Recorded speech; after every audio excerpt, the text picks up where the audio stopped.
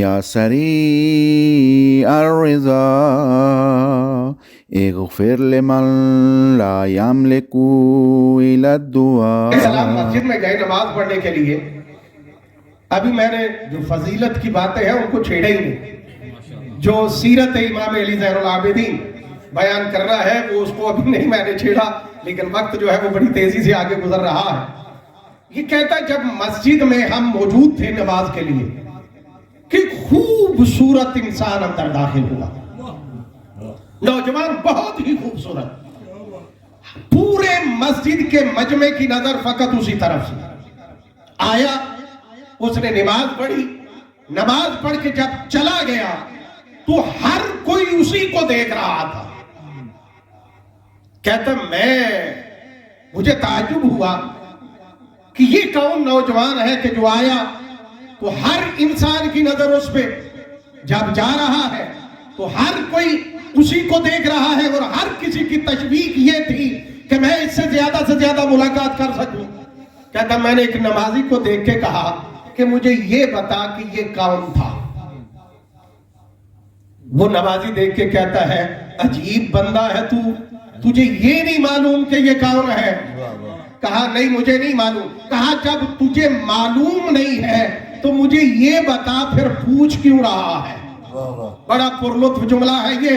جب کہا نا کہ جب تجھے معلوم نہیں تو پوچھ کیوں رہا ہے، کیا وجہ ہے؟ دیکھ کے کہنے لگا جب یہ آیا تو اس کی پیشانی سے ایسا نور چمک رہا تھا کہ میں نے اپنی زندگی میں آج تک اس سے حسین کوئی نوجوان دیکھا ہی نہیں ہے. تو دیکھ کے کہتا ہے جس کی تعریف تو کر رہا ہے یہ کوئی عام جوان نہیں، یہ حسین ابن علی کا فرزند زین العابدین ہے. سبحان اللہ سبحان اللہ ماشاءاللہ بہت خوب. یہ کون ہے؟ حسین حسین ابن علی کا فرزند. بہار کی 2-3 روایتیں ہیں جو امام علی زین العابدین کی عظمت کو انہوں نے بیان کیا. دیکھیے امام علی زین العابدین کے القاب بہت زیادہ القاب ہے. کسی وقت انشاءاللہ موقع ملا تو میں لقبوں پہ آپ کی بات آپ کی خدمت میں عرض کروں گا کہ لقب جو ہے وہ لقب پڑا کیوں. لقب ہونا یہ کمال نہیں، اس لقب کا ملنا سب سے بڑا کمال ہے کہ کون سا کردار تھا کہ جس کی وجہ سے وہ لقب پڑ گیا. امام علی زین العابدین کو ساجد نہیں کہا جاتا، سجاد کہا جاتا ہے. واہ واہ واہ واہ. اور اس کی 2 وجہیں بیان کی گئی ہیں. سجاد کہا جاتا ہے، ساجد نہیں کہا جاتا. کیوں؟ اس لیے کہ جس نے سجدہ کرنا ہو اسے سجدہ کرنے کے لیے ایسی زمین درکار ہونی چاہیے کہ جہاں پہ سجدہ کر رہا ہو وہ زمین پاک ہو. کیا خیال ہے آپ کا؟ ایسا ہی نہیں ہے؟ بسم اللہ بسم اللہ. آپ نے نماز پڑھنی ہو تو کہاں پہ پڑھیں گے؟ اور واجب جو چیز ہے نا، جو ضروری چیز ہے آپ کے نماز میں، سجدے کی جگہ کا پاک ہونا واجب ہے.